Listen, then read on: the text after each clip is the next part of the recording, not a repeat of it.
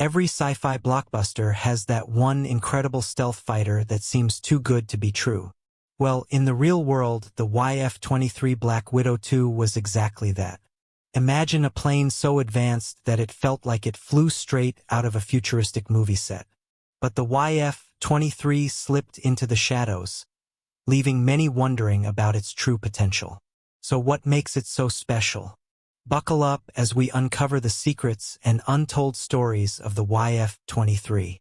To understand the story of the YF-23, we need to travel back to the 1980s.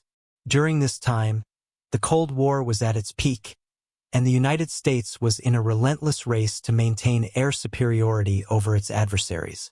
The U.S. Air Force recognized the need for a new generation of fighter jets that could dominate the skies with unmatched stealth, speed, and agility. This led to the inception of the Advanced Tactical Fighter ATF program. The ATF program aimed to develop a new fighter aircraft that would replace the aging fleet of F-15 Eagles and F-16 Fighting Falcons. The requirements were ambitious. The aircraft needed to be virtually invisible to enemy radar, achieve supercruise, sustain supersonic flight without afterburners, and possess unparalleled maneuverability.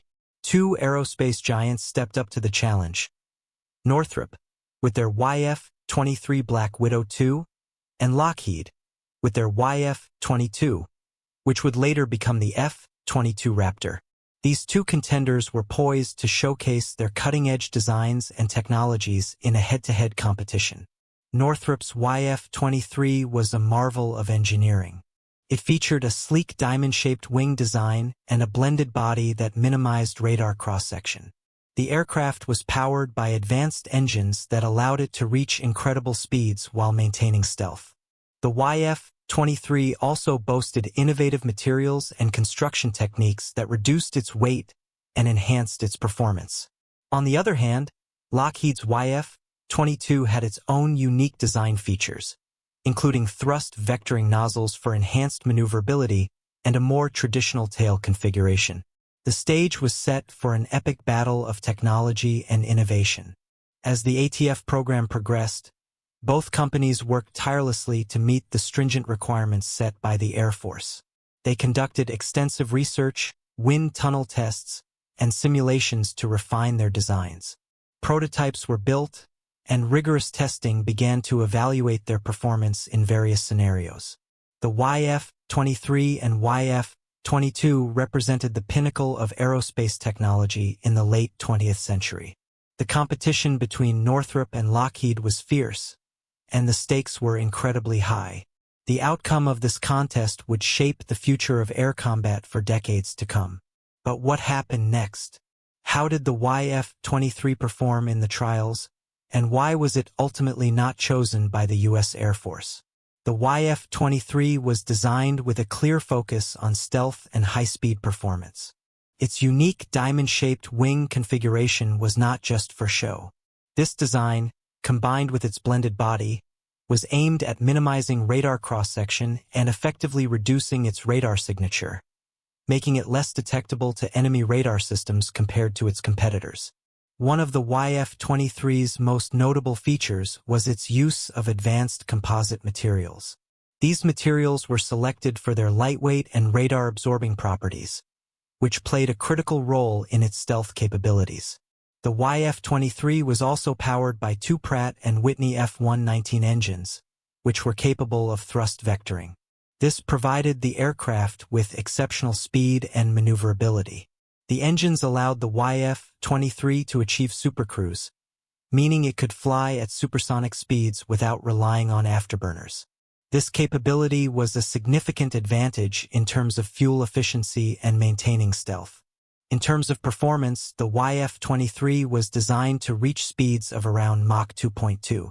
Its aerodynamic design, coupled with advanced avionics, provided pilots with superior situational awareness and stability at high speeds. The aircraft's design also included features such as a forward-swept wing and canards, which contributed to its agility. Despite its impressive capabilities, the YF-23 faced some challenges. One of the critical factors that influenced its lack of adoption was its relatively higher cost and complexity. The YF-22, with its more traditional design and proven technology, was seen as a more practical choice for the Air Force. The YF-22's thrust vectoring and advanced avionics provided it with greater agility, which was deemed crucial for the intended role of the aircraft. Moreover, the YF-23's advanced stealth features and design were praised, but the complexity of its systems and the high costs associated with its development were significant concerns.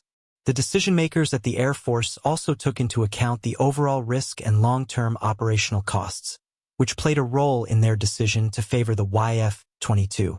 As the competition progressed, both aircraft underwent extensive testing to assess their performance under various scenarios. The results showed that while the YF-23 excelled in stealth and speed, the YF-22's versatility and lower operational costs made it a more attractive option. So, what did these tests reveal about the YF-23? How did it perform under the pressure of real-world scenarios? This was where the aircraft's capabilities were rigorously assessed to determine how well they aligned with the demanding requirements of the Advanced Tactical Fighter program.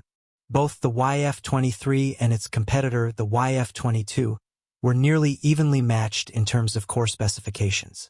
Both prototypes had similar engine performance, with around 35,000 pounds of thrust each and the ability to achieve Mach 2.2 top speeds. They also had comparable combat operating ranges, though there were notable differences. The YF-23 was a lighter aircraft with a maximum range of up to 4,800 kilometers, surpassing the F-22's range of 3,200 kilometers. Its airframe design featured a radar cross-section that was almost invisible, akin to the stealth capabilities of the B-2 bomber.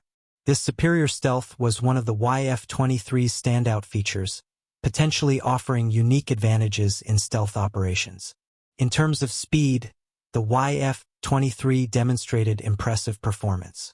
It was capable of supercruise up to Mach 1.6, allowing for high-speed flight without the need for afterburners.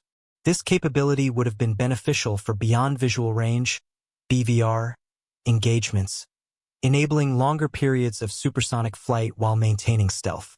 With afterburners engaged, the YF-23 could achieve a top speed of Mach 2.6, slightly faster than the F-22's Mach 2.2, though the exact top speeds of both aircraft remain somewhat speculative. However, the YF-23 faced significant challenges during its testing phase.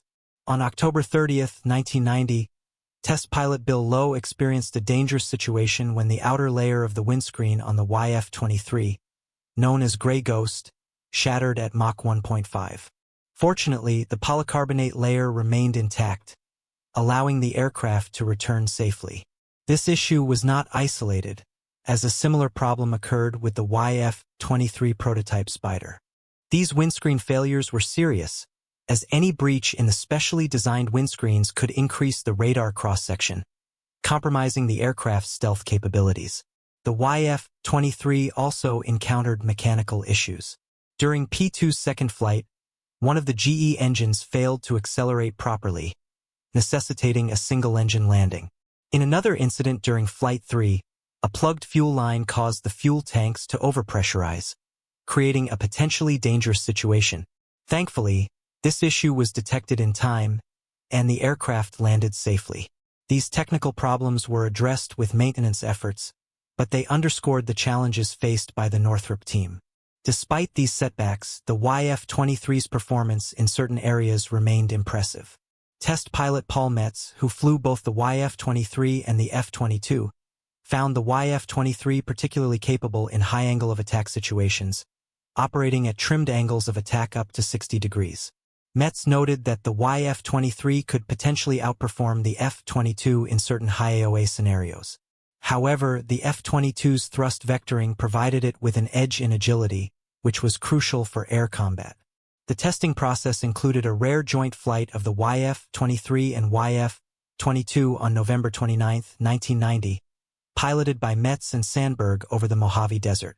This event marked the only time the two aircraft flew together.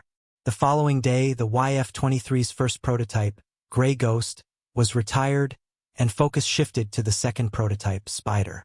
With the program's funding running low, efforts were concentrated on testing Spider's supercruise capabilities, though the results were never publicly disclosed.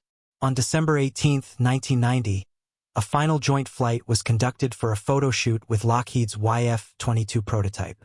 This brief 15-minute event marked the last time the two aircraft were seen together in flight. Later that day, test pilot Ron Johnson flew the YF-23 on its final mission, a 2-hour test flight. After this, both YF-23 prototypes were grounded, and the program began winding down. Despite the YF-23's advanced features and impressive performance, it did not make the cut. So, what final decision factors influenced the outcome?